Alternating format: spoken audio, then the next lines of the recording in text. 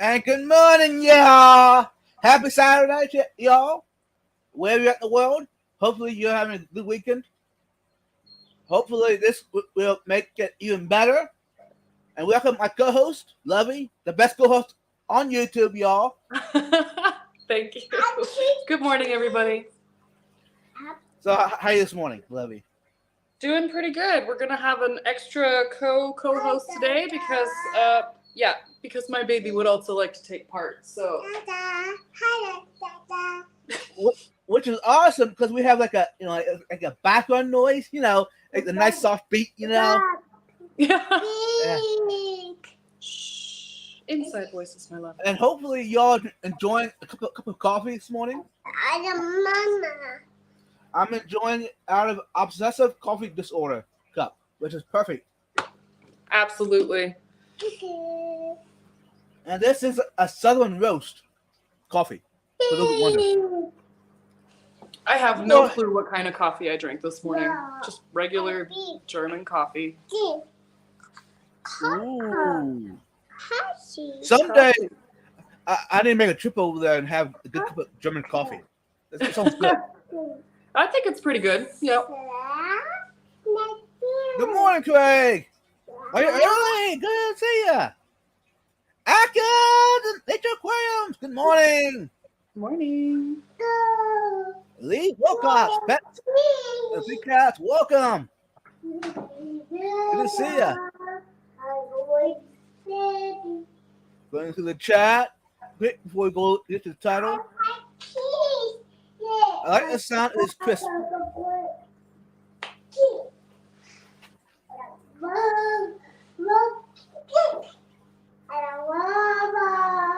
I did a little bit more of the show and tell this morning.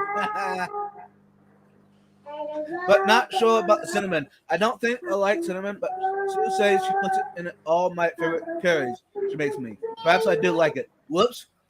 That's interesting. So yeah.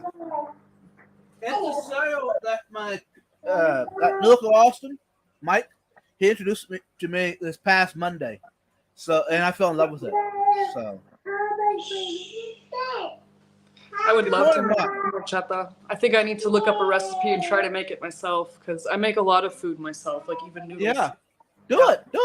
I want to hear the result by next live stream. Yeah. Everyone's saying hi. That's awesome. First class fish. Good morning.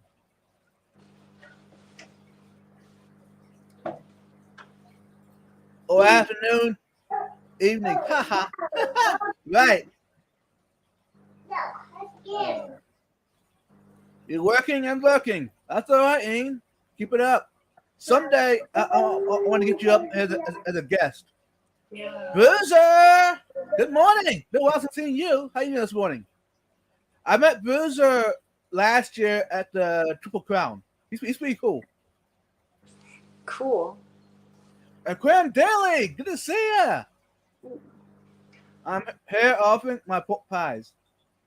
Yeah. Now getting hungry. Yeah. Bring him here. Yeah, don't do that. I'm hungry. Well, you have some horchata crisps. I have nothing. Yeah, but Mama always told me, don't eat now. It'll ruin your appetite. So I'll have to wait till breakfast time. I guess. Which, that's only in 2 hours from now for me. So.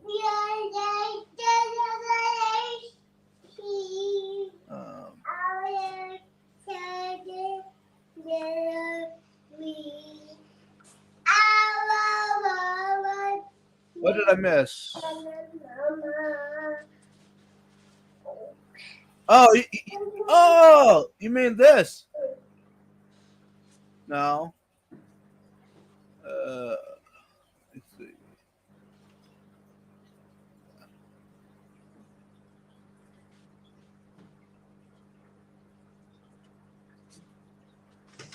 I've never heard of a bed on acrostoma before. Oh. Huh. Randy here. Gonna go to a local club auction so nice. I love club auctions. They're the best.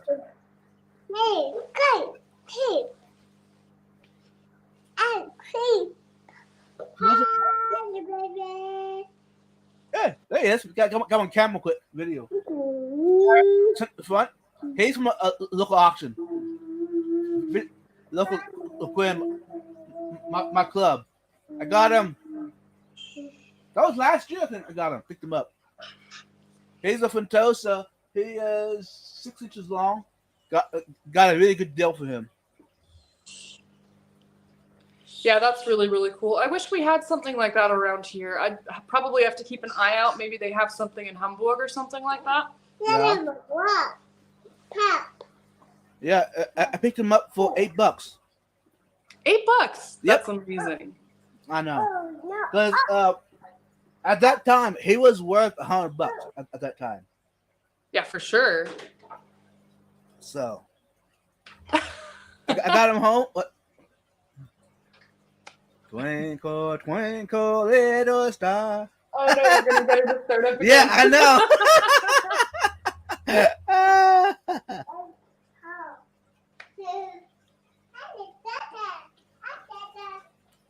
They're beautiful. Thank you, Bruiser. Oh, who? You mean Lovey? Oh, I know that. Oh, you mean the fish? The Frontosas. Ah, okay. Vibes. I might have mixed you up with someone or the fish. I thought I recalled you having something on the Christmas auction. I was wondering if you breathed successfully. Oh, no. Yeah, it wasn't me. It was someone else. The Christmas auction. Yeah, Christmas auction.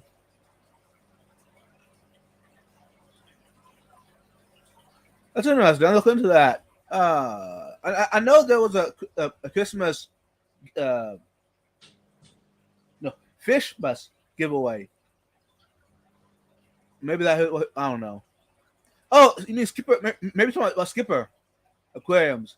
He has live auction. Maybe that's what he's talking about. No, I haven't gotten yet online auction yet from the club.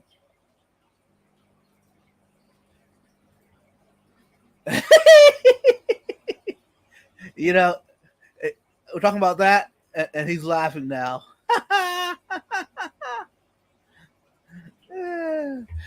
But those are awesome. One of my favorites, but no more big tanks for me. Oh, this ain't a big tank. This is a small tank. How many gallons is that? 90. Well, smaller than my tanks. See, I told you. It's a small tank. I mean, compared to my pond, this is a very small tank. Yeah. Yeah, I think that's kind of like the low end of the big tank. Starts at like 90, I think. Because 75 for me is still like a big medium one. Yeah. Now, back when I got into the hobby, a big tank would have been 40 gallon. Yeah, a 40 or a 55. Yeah. Sure. Yeah. Like, wow, that's big. Now, 55 is kind of tiny for me. Now, of course, I guess you can't see it too well. There. I do have some 10 gallons up top here that I hold some guppies, some, it's a gourami, red paradise fish, and some cichlids with live plants. So it's kind of like my, it got farming tanks. Yeah. What got me into those? Oh, I'm going to go on a bunny real quick. What got me into those? The Garden Eater, Grant Shelby from Tampa, Florida. I was over there over the holidays, Christmas time. Anyways, they're the number one shrimp breeder in America. Anyways, they have like 400 tanks. But they have like, I don't know how many tanks, probably 30 tanks that are just tanks to grow plants. Yeah. To farm plants, you know. Anyway, I told him that when I get home, I want to do the setup with tanks, farming. So that's what those are. The fish are in there to, you know, produce waste for the plants. Fertilizer, natural fertilizer. Yeah. I've harvested it off of them, I don't know how many times now. Actually, for the trade show, the frog pit come from that. I harvested them. And it made a pretty good killing for the price. Like, wow. I was not expecting that return that fast. Yeah, that's excellent. My frog bit is not doing that well, but I think that it's just being outcompeted by other things like kabumba and stuff like that. Yeah. Yeah. Other than that, I also have a couple of smallish tanks. I mean, I have a 15-gallon right here, which is still not grown in. It's driving me nuts. And then I have a 20-gallon in the kitchen with some T-bar cichlid fry, and a 30-gallon with blue Acara fry. Otherwise, I've got Nice. the 125, the 130, and the 125 saltwater over there. Any update about the saltwater tank? Yeah, it's really, I don't even know. I really wanted to go next weekend to pick up the first batch of fish for it, but I'm not really sure if the cycle's going to be ready by then. I really thought it was going to be, and now nitrates got tested last night, and they're still pretty high, so I'm not really sure if it's going to be done in a week. No, that's okay. Hey, the main thing, be patient. Don't rush it. Yeah. If it takes another month from now, it don't bother me. I mean, it bothers you, but it don't bother me. Whenever you get around to it, it's gonna be awesome. Yeah, I'm really looking forward to it. I know the fish are there within driving distance, so it's just difficult to wait. Right. Yep. That's one thing about being in the hobby. Patience it's hard. Yeah. Hey, first class fish. If you want a one bedroom, you have a 90. Hey, just split the bed a little bit. The bed, or make a smaller bed. Then put 90 beside it. I mean, if you wanted it, it would work. My living room is actually a fish room, so there's even tanks in the kitchen. So if you find this, there is space there if you want it. If you have any nightstand or even a chair, that means you have room for 90 gallon. Woo! 55 is the biggest we have. Nice. Exactly. I'm all about plants. Yeah. Back when I started, I know it sounds bad, but all I had was fake plants. Back when I started. Hey, I was able to keep them alive. Yeah. Yeah, I think I had a few fake plants in my very first aquarium too, along with the hot pink barf gravel and, you know. Mm-hmm. We all start somewhere. Yep. Getting up to what you said earlier. I'm down to stream with you. Just hit me up on email and on Instagram. You know what to do that. Yeah, Ain. Yeah, we'll talk more about it. It's gonna be awesome. First class fish. I had 5 tanks in my bedroom flat. And now I have 1 tank in my 2-bedroom house. Work that out. I can't.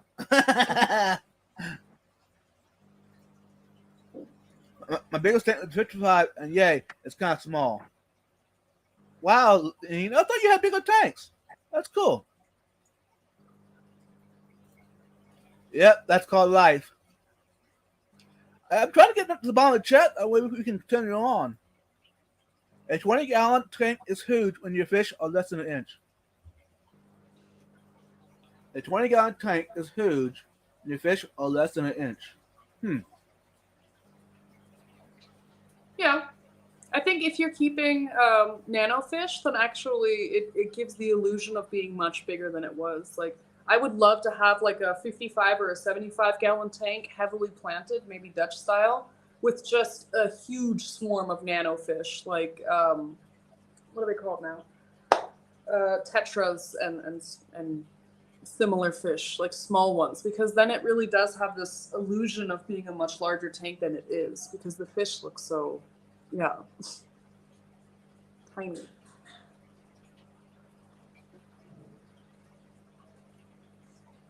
I was looking at a glare behind the camera. Like, what's going on behind me? Yeah, a 20-gallon, it makes the fish look bigger. Yeah. Because if you put the same size fish in a 20, if you put it the same fish in a 90-gallon, a little inch fish. Can you imagine in here? Hey, where's he at? I don't see. Yeah. Right on. I like this idea. Showing off. My tank is a 50-gallon. So that's taking up every space with plants. No more tanks for me. Come on, Yeah. one more tank won't hurt. Yeah, I've got a bunch of live plants too, but I stick them all on the windowsills so they don't get in the way of my tanks. Ian has a question for you. Did you use live rock or all dry rock? For my reef setup, I used all dry rock. However, I am considering getting some live rock when I go and pick up the fish. And that's just because there's no really close local place where I could pick up live rock, and it's a good drive to go to that one store. Right. So Too bad I'm not local, because I just gave away like 50 pounds of live rock. oh man. Hey, I was downsizing. Around here, it's so easy to get, I guess, that people just give it away. Yeah, no, here you gotta pay good money for it, and it's not cheap. Now, back when I got into the saltwater hobby, that I was a beginner, right? I didn't know anybody back then, so I actually paid for mine when I started, which is sad. Looking back, like, if I only knew some people, I could have had a free setup. I mean, I'm like, what are you thinking? Exactly. Woo! I'm paranoid about leaks too, though. Wish I had a basement fish room. Hey, Fish Class Fish. Leaks, it's not a mad time when, mad time when. It'll happen. I hope not. About 99% of fish keepers. It's going to happen sometime. Yeah. Sorry to say that, but I mean, what could go wrong? A glass box with water in your house? I mean, come on, nothing can go wrong. Yeah, I mean, I'm also very anxious about those kinds of things. So I actually have a specific insurance for all of my aquariums here and for any damage that the water might cause if they were to leak or break. Right. Especially since two of the big ones are used ones, and I have a couple other ones like this 30-gallon right here next to me. And well, for those that wondered, y'all remember I used to have a tank right here where all the paintings are. That tank broke, so I've hit that leak thing. So yeah. So I'm hoping that's it happens only once a lifetime. I'm hoping. Awesome. Hoping to get some cool plants today at the auction. I think the questions. I'm gonna hold on now. One commercial quick. Pick up your Fish Fam badge with a QR code, your channel name, or just whatever name you want, your name, your picture. That way, when you go to a fish club meeting, fish store, your grocery store, your tire shop, your oil change for your vehicle, wear it, and people will ask you, "What's that?" Then you can get into it and talk about fish. You can tell them all about your channel, all about your passion for the hobby. Just perfect. And thanks, Matt, Liquid Zoo. He's the author of these, the website at fishfam.link.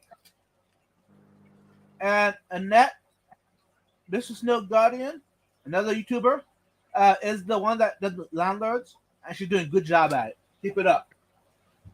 One more thing for Matt. This just came in this past week. It's a table stand.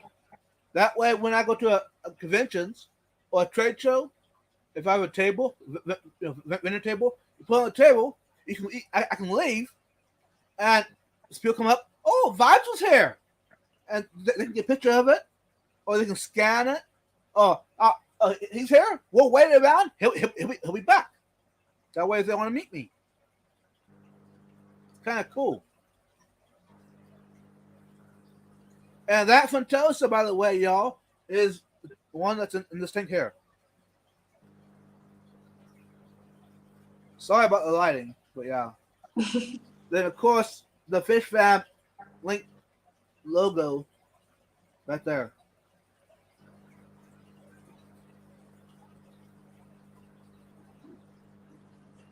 Super cool. Yeah. And you all can pick up your own table display and your own badge at fishfarm.link. And Matt will message you and you can custom it to how you like it.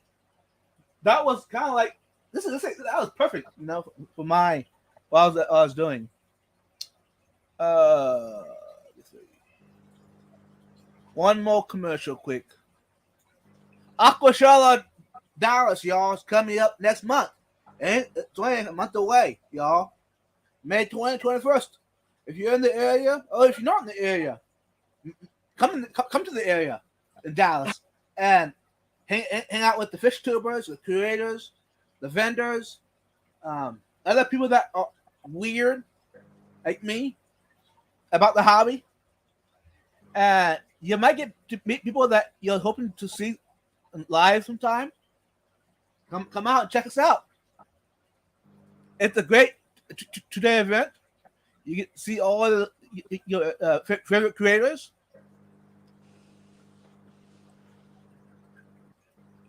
And that's it for the commercials, I think, for now. I would love to visit Aquashella. I'll have to try to make that work in the future sometime. This year, absolutely, it won't work, but I would love to go. I don't like missing any comments. I'm gonna continue on, and then we'll have to get to the topic, y'all. Yeah. You kept the fake plants alive. Brilliant. Exactly. I thought of fake plants thinking real life would be hard. I could not have been so wrong. It's hard keeping fake plants alive, y'all. I mean, every so often I pull them out, clean them off, If you're the fish anyhow, vibes low.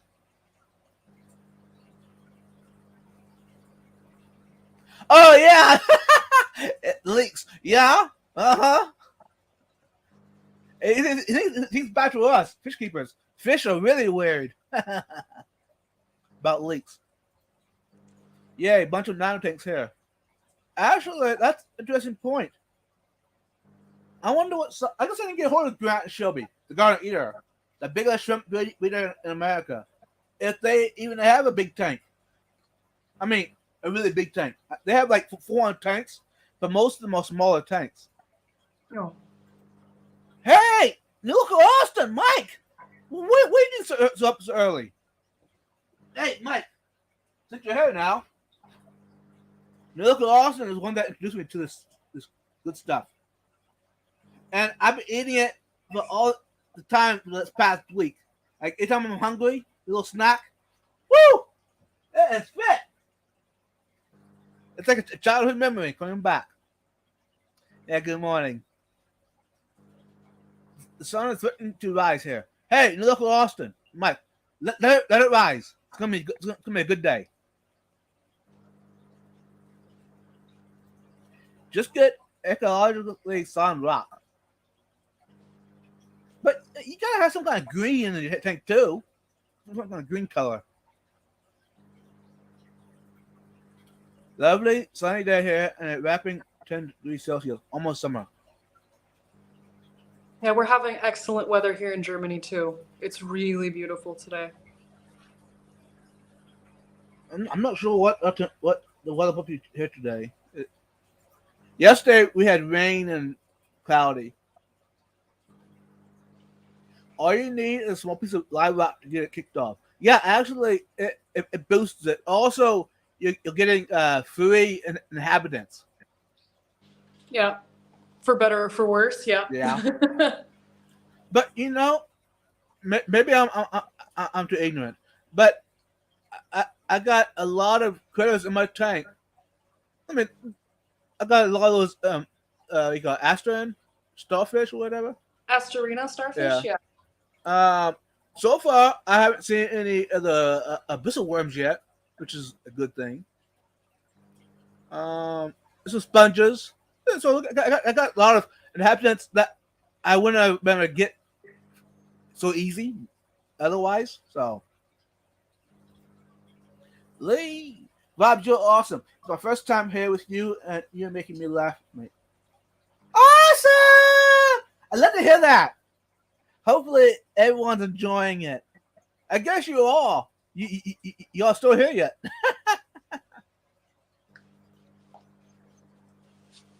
Yeah, I thought you were here before, Lee. Maybe it's someone else I saw.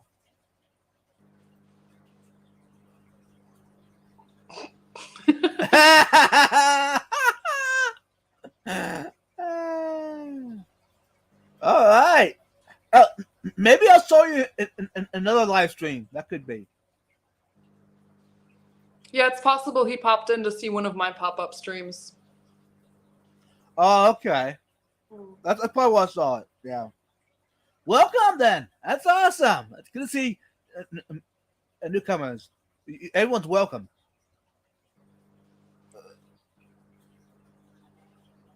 Yeah, like fishram.link. Become my Patreon today for just $5, y'all.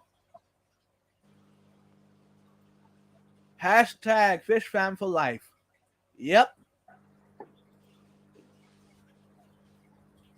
I know Vibes and Lovely from chats, but my first time seeing them. She is pretty. And Vibes, he's kind of weird. I'm not sure I like him anymore, too. Good looking for them.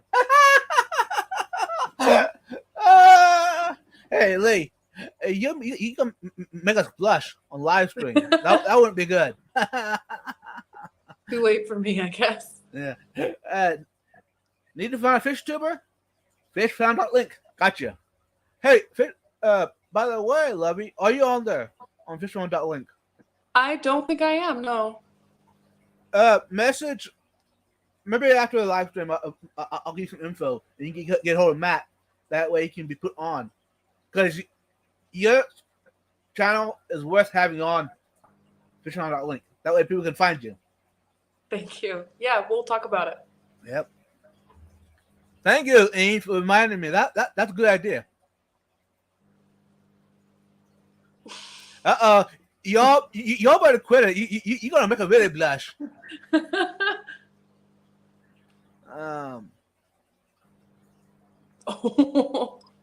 Uh-huh.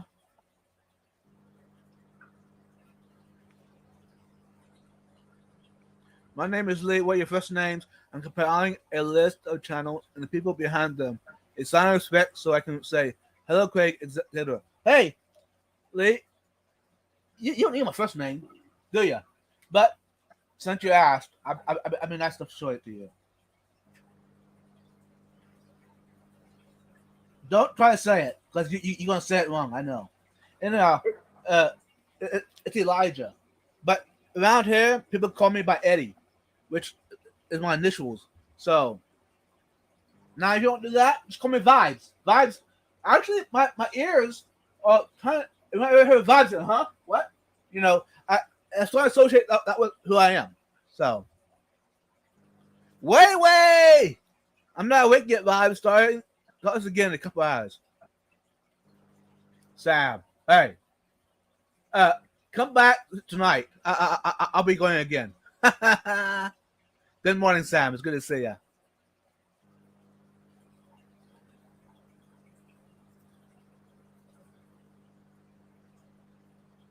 Sam always starts as he means to go on. I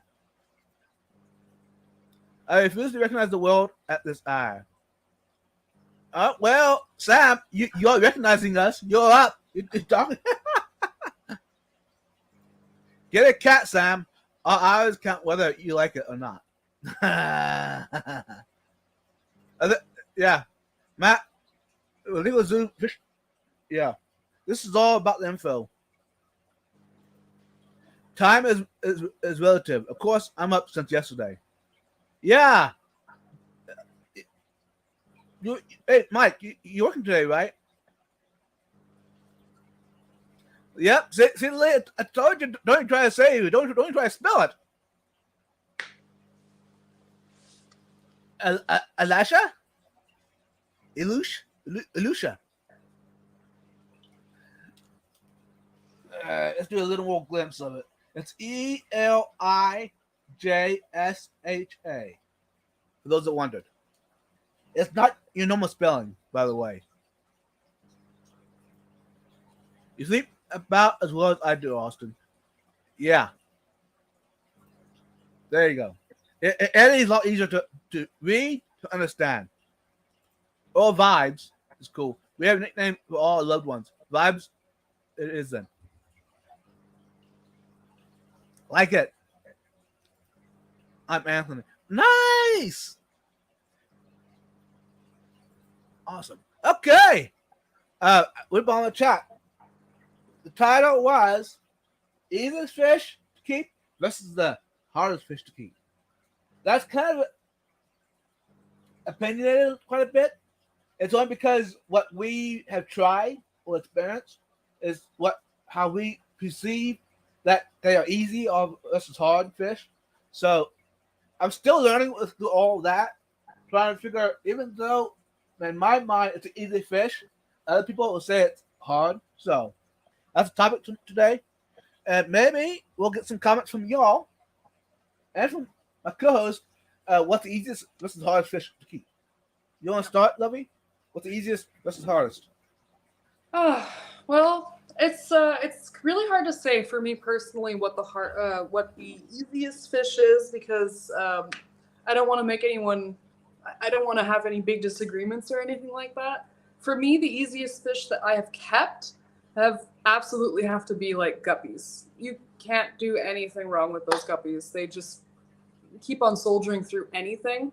And I think that's why they make such a great fish, especially for beginners or for first-time breeding projects, because there's not a whole lot you can do wrong with like guppies. I would say some of the hardest fish that I've kept personally, and I know this is the first one is like a really weird one. I have never had a lot of luck with betta fish. As much as I love them, and I really, really do love them, I love their fins and their colors, and I know that there's different species available, and some of them are just really absolutely out of this world. I don't know if it's an issue with inbreeding or something else, or maybe I'm doing something wrong and I'm not understanding something about my water chemistry or setup, but betta fish just never last as long as I think they should. I think the oldest betta fish that I've ever had was probably in my care, 3 years in my care. And they just, I don't know, they just don't make it for me. And other than that, maybe the goldfish, because these guys need constant water changes. I mean, the setup that I have here is set up so that I only have to do a water change every week or two. But it's also an oversized tank that's slightly understocked. And yeah, I mean, it's probably silly things. Probably nobody else has issues keeping bettas alive, but I have a real issue keeping them alive for the amount of time that, like, they say their lifespans are up to 10 years. I've never gotten even close to that. Right. That's interesting. Yeah, I actually agree with you on that, Lovey, but bettas. Bettas are not, in my opinion, not as easy as the beginners think they are. Mm. I have a few of them up there with my guppies. There's like 4 of them. They're happy and all, but I'm not, because I have not successfully bred them, so they take time and effort to get. So they're not an easy fish, in my opinion. But my easiest fish, I would say, yeah, probably the guppies probably be one of the easiest ones out there. Let me see. I guess goldfish are very easy. I mean, they're very dirty, but they're very easy to keep. Regular goldfish or fancy goldfish like mine? No. Hey, Lovey's goldfish are awesome, y'all. Hers are the best. No, I was talking about the comet goldfish, the local, the we call it here in America. They're a feeder fish. Yeah, commons and comets, right? And shaboomkins. Yeah. Mm-hmm. And actually, that was my first fish I had in the hobby. And I started. Really? Yeah, it was a goldfish. Mine was also a goldfish, but I started with fancy goldfish. Now, hey, let's change up a little bit. Since we do have saltwater tanks, what's the easiest saltwater fish versus the hardest? Probably the easiest for me is probably the clownfish. Probably the easiest for me. Actually, I would agree. I mean, I don't have a ton of experience in saltwater. I had more of a nano saltwater tank. It was about 20 gallons. And I had firefish goby, a clown goby, and a pair of goldfish, a pair of clownfish in there. And I gotta say that they're all three of those fish are really hardy. They get along with each other. They're not overly aggressive. The clownfish were more interested in biting me when I reached my hand in there than biting the other fish. They didn't really care. The clown goby was really cool because he'd like perch on corals and he's like so small. Like sometimes you couldn't see him, but when you could, it was really cool. And the firefish goby was just, yeah, it's just pretty and very, very curious and interactive and really no problem at all. So I think that those kinds of fish are very easy. I am more afraid. I have a couple of fish on my stocking list for the 125 gallon. There's a couple of them that I'm a little bit worried about them being finicky or otherwise prone to illness. For example, the purple tang that I'm going to be getting. Yep. I heard that those can be a little bit susceptible to getting ick because they have a thinner slime coat. Right. And also a Melanaris wrasse. I've heard that there are issues with aggression. So I think as I gain more experience in the saltwater hobby, I'll say it like that, with larger and more diverse fish, then I'll have more of an opinion about which ones are really hard to keep. First fish. Have a good day. Peace out. Thanks for stopping by. Now, that's going to be interesting about actually any tangs. I never kept any yet, any tangs at all, in saltwater. But are they as hard as what the people say, or as the fish stores or the hobby as such say they are? I don't know. I haven't tried them. I guess I need to try it, get a couple tangs, and then, because.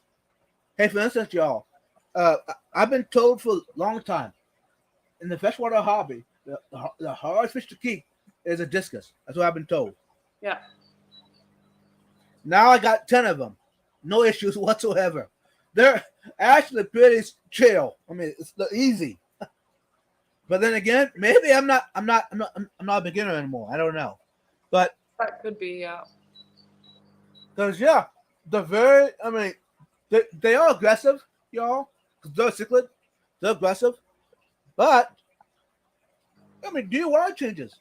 I do it normally anyways on my other tanks. My Fentosas, my peacocks, my guppies. Every week.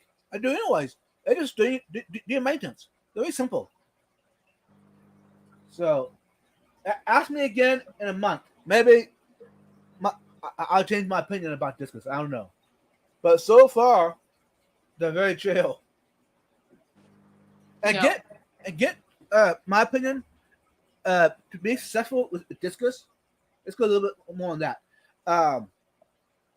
Get local bred discus and top water.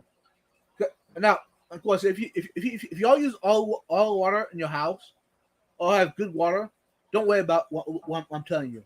But if you had bad top water, hard top water, that normal discus, the wild ones, would struggle to survive. Get ones that are bred in your local top water.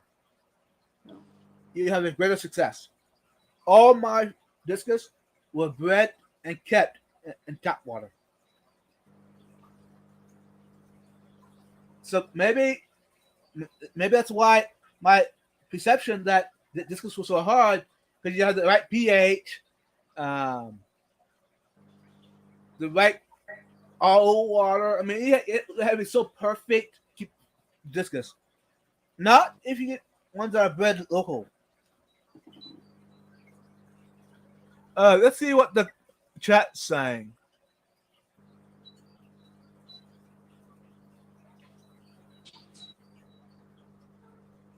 Thanks. Oh, he's already gone. Let's class fish. I try to put positive vibes on. The hardest fish. Great white shark. Yeah, I don't know. How's the keep? Yeah, because you have to have a really big tank. Bull shark. Yeah. Convicts are pretty easy to keep. Yeah, true. Not a good shark, but a great shark. Yeah, good white shark just doesn't have the same ring to it. I kept convicts for a while, but they kept. Uh huh. Yeah, convicts will do that. What you can? Hey, I'll give you a little insight on convicts, y'all. Put them in with some other fish that are very comparable. I had mine with in Bunas, which are African cichlids, and that kept the population down. It kept it balanced. Yeah. If you don't have, if you don't want to breed convicts, or you don't have place for the babies, or place to sell them, that'd be your best option. Yeah, I have that with my South American cichlids in my 125 community that I've run out of space for the fry for them. So I just leave them in and they get eaten. And it's a high protein snack. And honestly, I thought that it was going to be a lot harder to keep these species of cichlids together. But actually, it all kind of balances out in the end. And I don't get overpopulated or anything like that. Right. It looks like I got a, I don't want to say it, but look, Austin, you're the one kept telling me, a killer on my hands. I got a Ventosa. He's 8 inches long.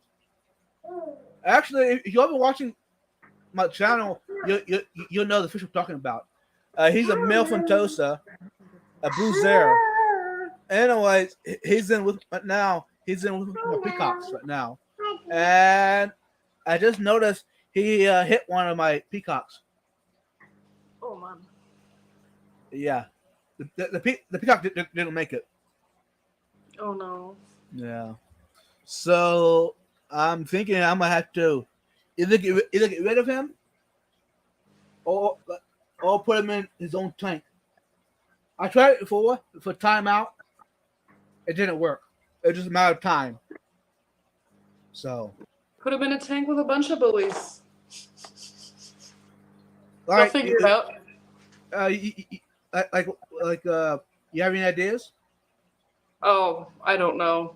I really don't know. Not with that kind of fish, no. But I was thinking other fish who are known to be bullies. Excuse me.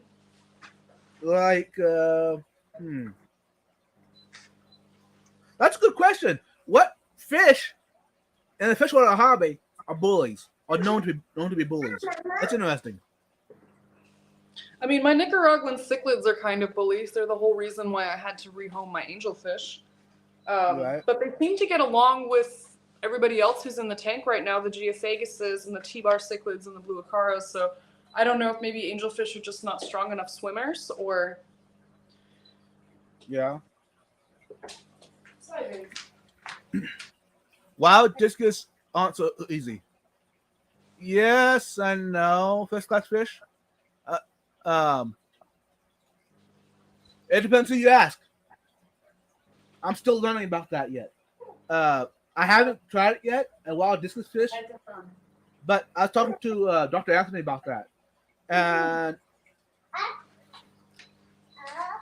I want to change that idea in the hobby. The wild discus are also easy. I want to make it. Don't turn around. Everything. The discus is all easy to keep. So we look into that, y'all. The wild discus also easy to keep. I'm thinking that in the future it's going to be more common to have a wild discus in people's tanks, and they should be pretty simple to keep.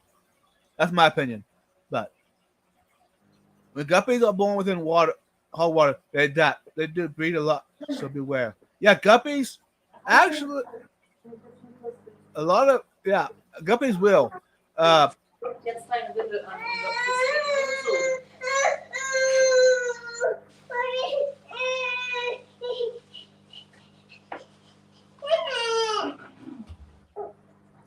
longest I've had it better is 2 years. Even the wild ones I've had problems with. True, Ian, yeah. Longest I've had it better. Is it 3 years now? Lovely. Fancy goldfish. You just reminded me of Pretty we had 15 years ago. She was wonderful. Aww. Jetzt. Jetzt. Du drehst das jetzt an. Verstanden? Komm. Oh, she was swimming to my hand, so so I could expect her. She knew I was taking care and looking after her. She was beautiful. Awesome, Lee. You're awesome. I'm put some lights. I'm reaching out to some pals of mine. Be right back. In the meantime, lots of lights coming. Nice, Lee. Thank you. You're awesome. At the Alex Playground. Good morning. A glad that he plays games. Hey, welcome. A lot of new people. Welcome. Gollyman. Hey, Stray Cat. We got a lot of new people in here, y'all. Welcome. Hopefully, y'all can have a great time being here. I think that goes with a lot of fish. Find local bread and top water similar to yours. You'll have an easy time with most fish. And you hit the nail right on the head. Perfect. Yeah. Any fish that you can keep. If you get them locally bred in your top water, you'll have a higher chance of survival. Yeah. Little Lee, the annoying one. Sue, I wear dresses. Wow, a lot of new people coming in. I think they're here for Lovey, Marvel, and Flesh and Blue. I successfully spawned in a community train Ikoris with enormous fried predator. Yeah, actually, Ikoris are interesting. I'm still trying to get mine to spawn in my community tank. I had another community tank last year, and they spawned like crazy. I had babies all over the place. Little corridors, so cute. I would love to spawn quarries, but they just, I don't know, their eggs just get immediately eaten up. And plus, I have the spiny eel in here too, and he's always nosing through and looking for extra food. Right? Yeah. I'll go back. Actually, since I'm toys, my tank I'm setting up, y'all. For those that watched my live stream last night, the pop up with the fish stand, it's going right here. For those that wondered. And that tank for the discus, and I'm putting corridors in the bottom. I'm leaning on panda koi, which I like, and also which I have already. I already have a schooling of pandas, so it should be perfect. If you have it already, keep it. Don't go out and buy something that you don't need. Yeah. Because give pets you do have a good home first, and then you can reach out and get other fish. Only the strong though survive though. Right.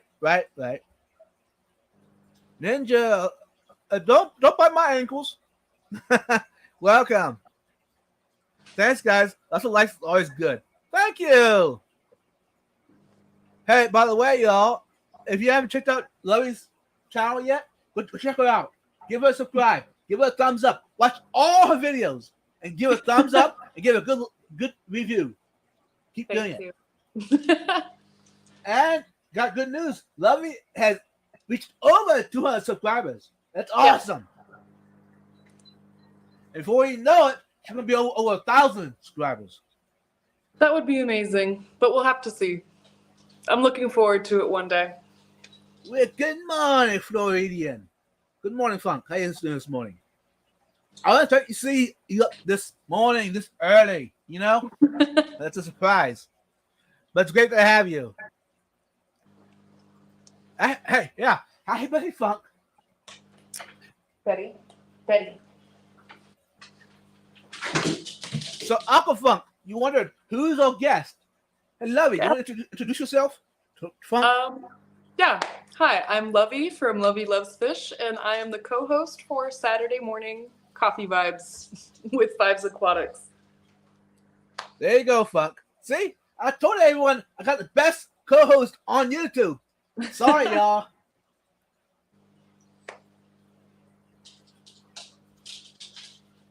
Yep.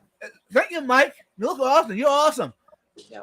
Larry loves fish, German salt, and freshwater keeper. Very cool. I think technically she is the co-host. Actually, technically she's basically the host. I'm just being the co-host. No way.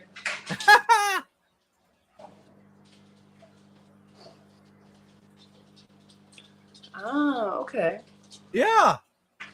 Oh, thank you for posting that. I need to try that. See if my koi's will do more breeding like that. That's cool.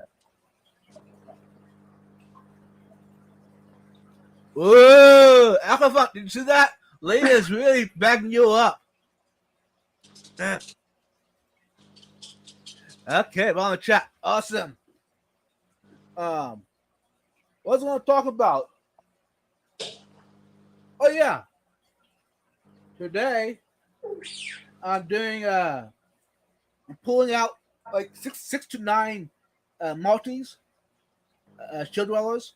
There's a customer that wants them. So I'm selling 9 of them, 9 of them. After that, I'm meeting up with a lady about half an hour from here that has platies. I'm investigating about 30 of them. Oh, nice. So is it going to be a mostly platy setup then instead of shell dwellers? Or are you breaking that down completely? No. I'm still keeping the Shelly dwellers. I got there's like 40 of them in there. Oh, okay. So I'm kind of weeding them out, the babies out, and to keep the tank in balance, in check. Absolutely. Though the platies, I'm doing something new, y'all. Stay tuned to it. I'm doing a summer tub platy tank. Here, let's see if I got something to show you. Here, right here. I'm planning to put them in something like this outside the platies, and see what happens to the colors. They're gonna be popping colors, y'all, in the natural sunlight, and they might get really big too. I'm kind of excited to see what happens. Yeah, especially because they'll probably get more insect larvae and whatnot to snack on in between. My question is, how are you going to keep the temperature correct on that one, or is there a heater in that unit, or a chiller, or? Since you asked, y'all, now don't leave me now. Stay tuned. Stay here. I don't have heaters on most of my tanks, by the way. I have a heater on my saltwater tank and my 2 discus tank. That's it. All my other tanks in my house and outside, no heaters. But that's because you said before that you heat the room, right? I do. Yeah. But then outside, I don't heat those. No. So I've kept guppies outside. I've kept cichlids outside, African cichlids, from ambulinas to peacocks. Let's see what else I kept outside. Your normal community fish I kept outside. Now, only if you're in somewhere in a climate that is usually warmer, because tropical fish need warm water, y'all. The cold temperatures for tropical fish, you'll have problem with either illnesses or death with your fish. So be careful with that. Don't go out and get up for the outdoor setup and put fish in there, because I told you I do it. Don't do your research first. Yeah. Now your fancy goldfish, I would not recommend it at all outside in a pond. Keep them inside in a tank that's heated. See, that's the funny part. I actually don't have a heater on my fancy goldfish tank because the ambient temperature of the room that they're in is actually pretty good. It's 20 degrees Celsius, which is perfect for those guys. Same thing with my axolotls. They're probably going to need to get a chiller in the summer months, but right now the ambient temperature is just at that level where I don't have to chill or heat it at all. Mm-hmm. Actually, talking about heaters and chillers and all that stuff, I'm gonna throw it out to y'all. How do y'all feel about me putting that Fantosa, that killer, the guy I was talking to you about, Fantosa, outside in its own pond.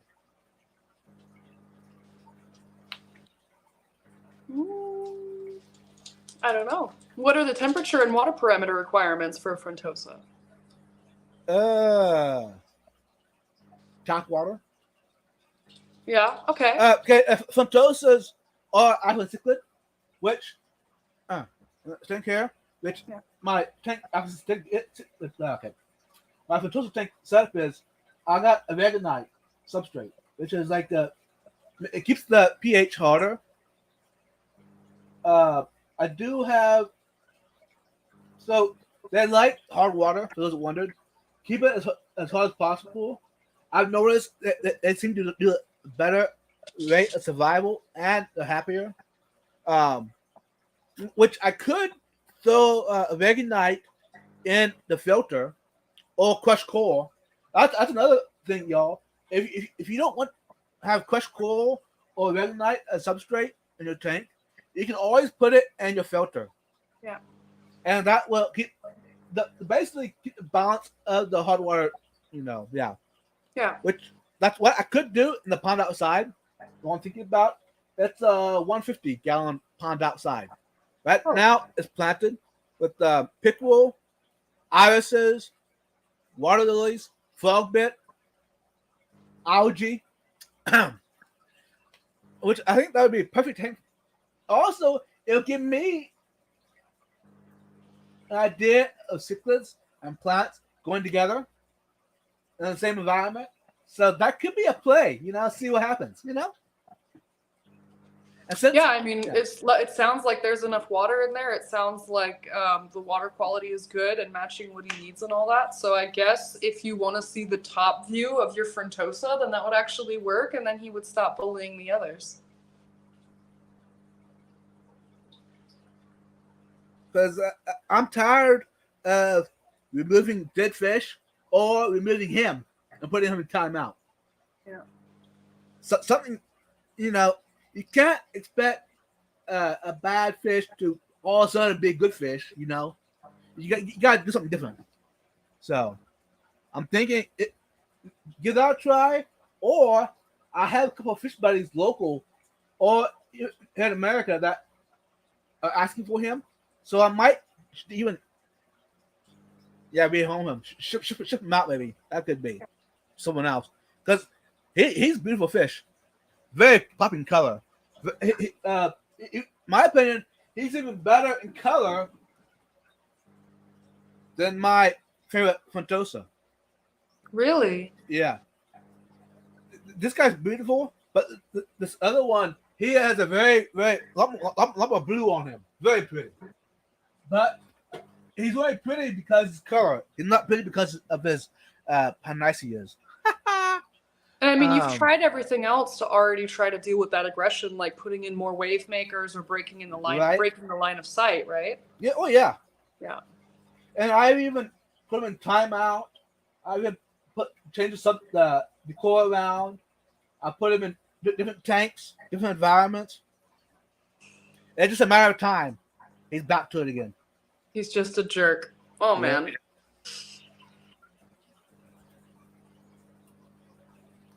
Back to kois. My experience, panda kois like cooler water, like 76 to 78. They can go higher, but shortens their lifespan. Stir-bite kois like the warmer water though. Yeah. Hey, that brings up a question. How do y'all feel about discus temperatures from 76 degrees to 78 degrees? The people keep telling me that 82 to 86 is the best discus. But what's interesting, I'm going to tell you a little story.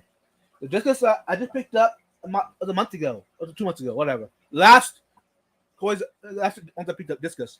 The guy is keeping him in water at 75 degrees. And he's been doing it now for 30 years. So it's interesting to hear, because I guess it's almost a legend of fish keeping, 30 years, keeping discus at 75 degrees. How do you feel about that, Levy? See, when I was actually, this tank that's right here next to me, this was actually originally planned to be a discus tank. And I ended up deciding against it because I got cold feet, and discus are very expensive here in Germany. So I didn't want to risk putting all that money into it and then have them die one by one and not be able to meet their needs. So I ended up doing something different. However, while I was researching for it, I actually found a lot of German literature that was saying that keeping them at lower temperatures is not only totally okay, but actually in the long run kind of better for them.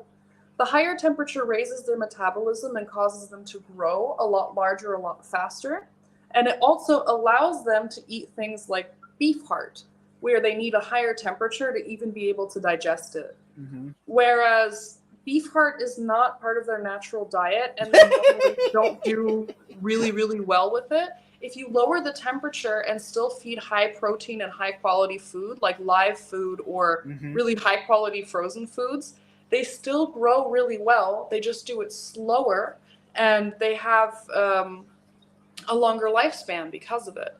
So you're just going to have to wait longer to get your big dinner-sized plate discus, but in the long term, it's actually really good for their health. So if I was to actually break all this down right here and restart and do discus, then I would definitely be keeping them around 78 degrees and not higher, and no beef heart.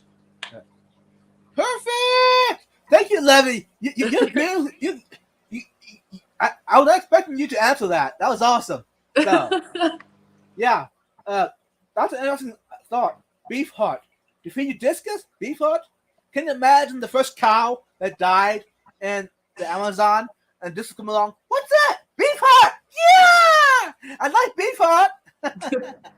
Yeah, that's the thing. Breeders, I actually read that breeders use beef heart and put them in higher temperatures. Yeah. Because it makes them grow faster. The intense amount of protein from the beef heart just bulks them up really, really quick. But it's actually not really all that good for them. But we've been led to believe by all of these large-scale breeders that this is the best and only way to keep a finicky fish like discus is in high temperatures with a super high protein diet. Whereas that really, if you do your own research and you look at other breeders that aren't these large-scale ones, it's totally possible to keep them in water that is cooler with a more manageable diet, and they're still totally healthy, sometimes even healthier, and they still have the great colors and grow. You just have to be a little patient, which is difficult. Actually, in my opinion, I'd rather let the fish grow on their own speed than me forcing them to grow fast. Absolutely. I do the same thing with my goldfish. I know that, for example, I won't name any names, but there are YouTubers who say if you want your goldfish to grow big and fast, then you need to feed them 5 to 10 times a day and feed them this and that, raise the temperature in the water. You have to do more water changes because obviously there's a lot more waste being excreted, but I just don't think that that's right. Goldfish will continue to grow until they die, just like most fish. They're indeterminate growers. Right. So I'm just going to feed them normally and healthily and wait and hope that my goldfish live a long time and eventually become big instead of enjoying big fish that don't last as long. That's a good question. You know, that's something that maybe I do some more research about feeding your fish.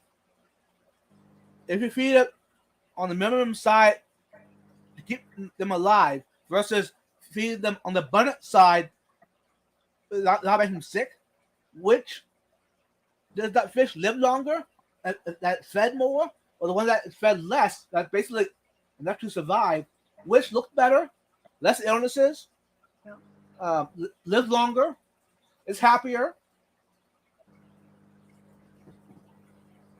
Yeah. Also less waste. Yeah. The water changes become less of an issue when you're not overfeeding your fish, and it's just not good for them. Just like obesity, like heavy obesity is not good for humans or dogs. It's the same thing with fish species. If they get too fat, it's not good for them either. Right. It can cause health issues. Hey, since I'm up feeding right now, I'm going to give you a little bit of what I do with mine.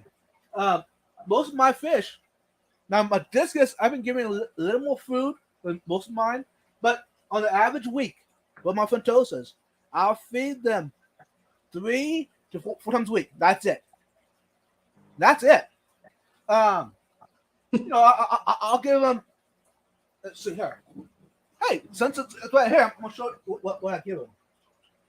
I do give them a variety diet, so I might give them a treat once a week. A frozen food, a mice and shrimp or something like that. But on a normal week, this is my feeding. It's a small container. That's it.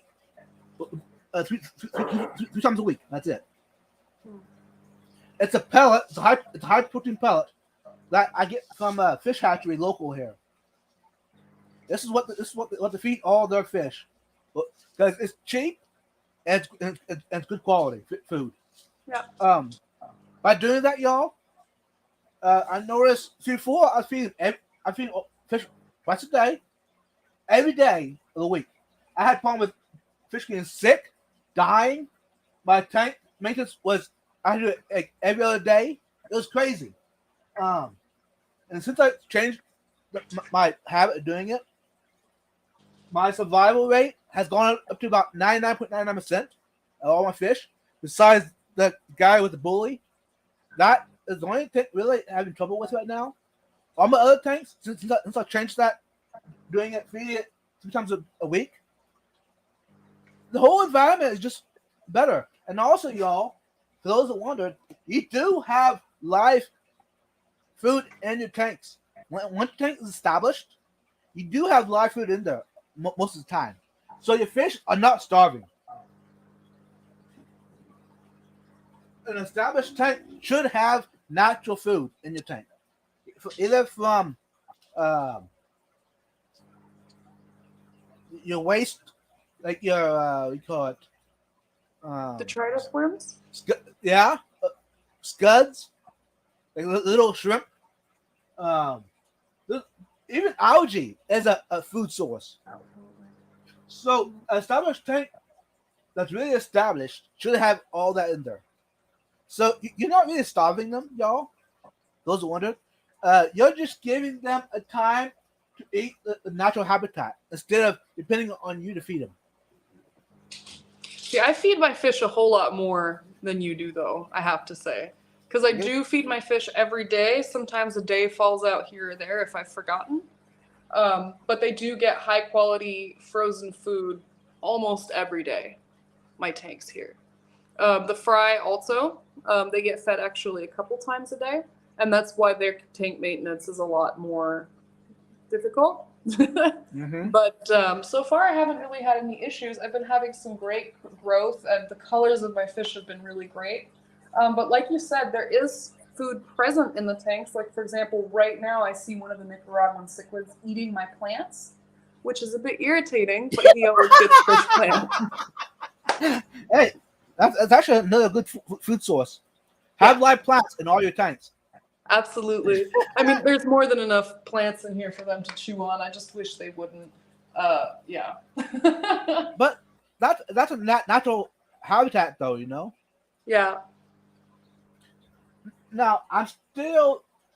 Okay, I do have live plants on this tank, but they're at the top, hanging out the back. So, the fish... Okay, I used to have plants in the tank, but the fish used to nibble on the roots. So, I'm going to still try it again, y'all, with the Phantosas, which I am doing it with a test run up top. There's a Phantosa up top with live plants, and it's been successful so far. It's been going now 6 months, so it does work. Good morning, Silent Aquatics. The way that I do that with fish who like to nibble on roots, I actually have breeder boxes here that I stick Nice. to, and it keeps the roots in check, and it keeps them away from fishies that like to eat them. And I find that works super duper well. The fish grow really well, and the plants too. So maybe you could consider something like that, like a hang-on back breeding box. Something like that would probably help a lot with them not being able to get to those roots.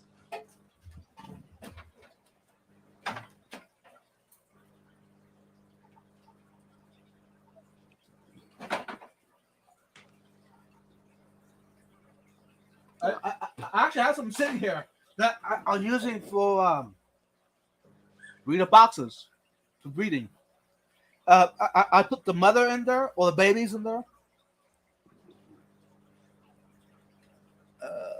Quick, see in my chat, see in more comments for y'all. I have the same tub. Yep. That tub, by the way, was my first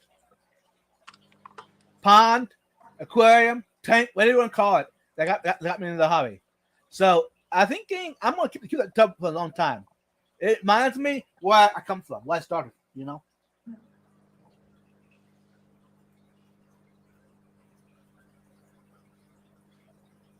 Hey, by the way, y'all, if you haven't known yet, this is a family-friendly channel. Let's keep it that way. Hey, Levy, what's your channel again? Lovey loves fish. There you go. Aqua Funk, go ahead and sub to her. She's awesome. Thank you. Hey, you. Sorry, I'm so far behind the chat. I noticed. Good idea. You keep it tub in a shady spot, only about 2 hours of direct sunlight. Yeah. I have mine in like 4 hours of direct sunlight, which I need to move it. So far I haven't had too much trouble with allergy yet, but I will. Let's see. Keep moving down to the chat. I got a rack of tanks outside of my guppy meeting. Nice. Hey, Alphonse, do you have plants in the tool, I assume? I wish I could heat the room instead of heaters in the tank. Yeah, hey, Silent. That means, where it sounds, you need another room in your house. You're in Texas. Should be warm enough. Thanks, Ian. Yeah. For the platies outside, yeah. Watch out.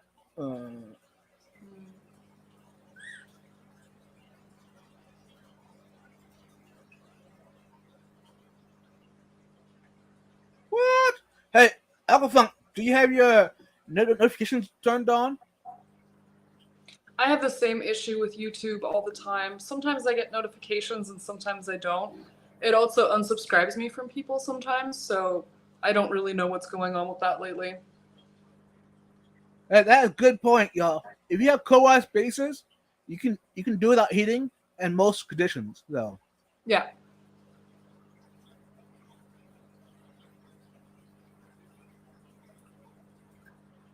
Oh, my friend Toes is silent. He was. Hey, don't beat me up too much, y'all. He was in a 20-gallon long for a month. That's a long time for a big fish like that. I thought timeout was supposed to be like a couple of days. Okay, I'll tell you back. First time I time out, it was a couple of days. Okay. No working. I tried for a month. Still no working. So, right. He's a loner. Wants to be alone. Yeah. So maybe I need to. Hey, chat. What would you say would be a good home for a tank size for him? Would he be okay? No, take it back. Will he be happy? Will he survive in a 40-gallon breeder by himself? Because the 40-gallon breeder has a good, layout.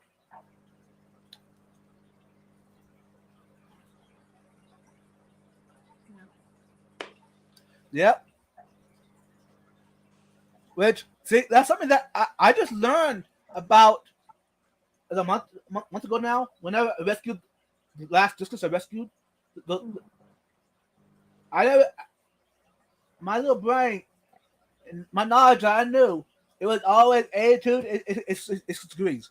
Now I've always kept my tank at 80 degrees with my discus, but since I'm learning more and more about that, actually, since I've done that at 80, even 80 degrees, they seem to be much happier, which is against what people are saying about them. They seem much happier.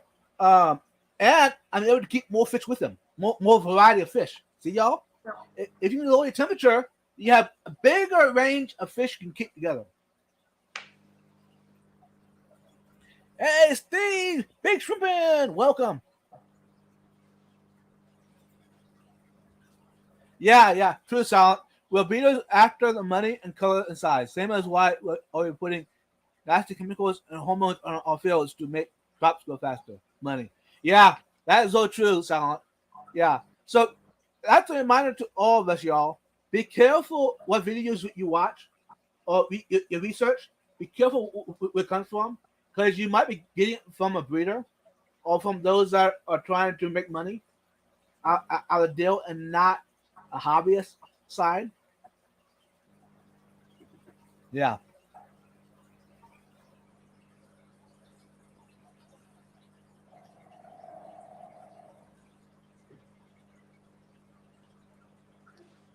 All right, Lee.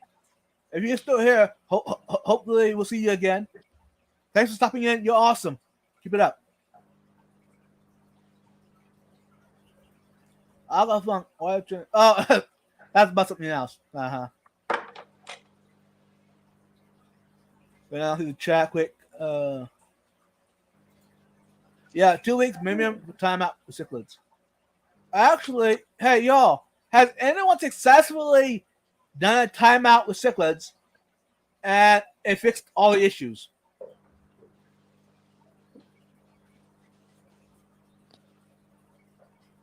Yep, cichlids are going to be cichlids.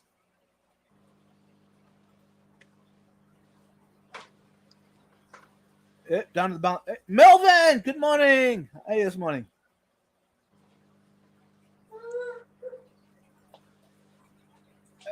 Actually, hey, that's a good point, Silent. Love you. Has anyone had successful doing that long term? Taking a bad fish, mean fish out of the tank, do a timeout, 2 weeks, 4 weeks, whatever. Put it back in successfully long term. Or was that a month later? It was back doing the same thing again. So far, y'all, I cannot tell you that I've successfully done that. So that's why I'm asking y'all. Okay. I think I'm on the chat. Okay, lovely. Before we get out of here, we need to cut this short. What do you want to say to the fish fam before we leave? Oh boy, I'm always unprepared for that question.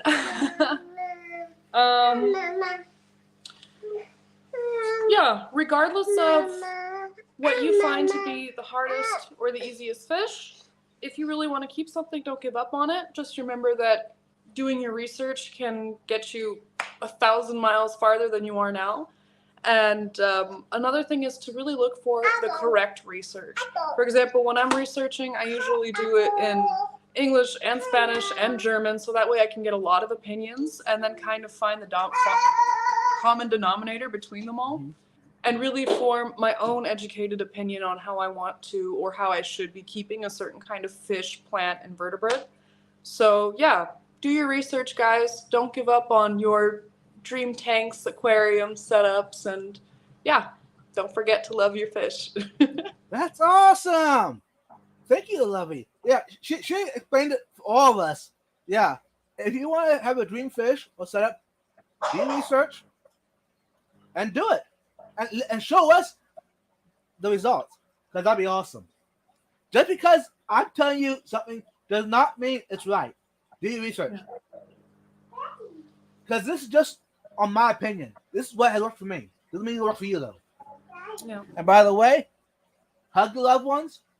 Have a good weekend, and see you next time. Peace out.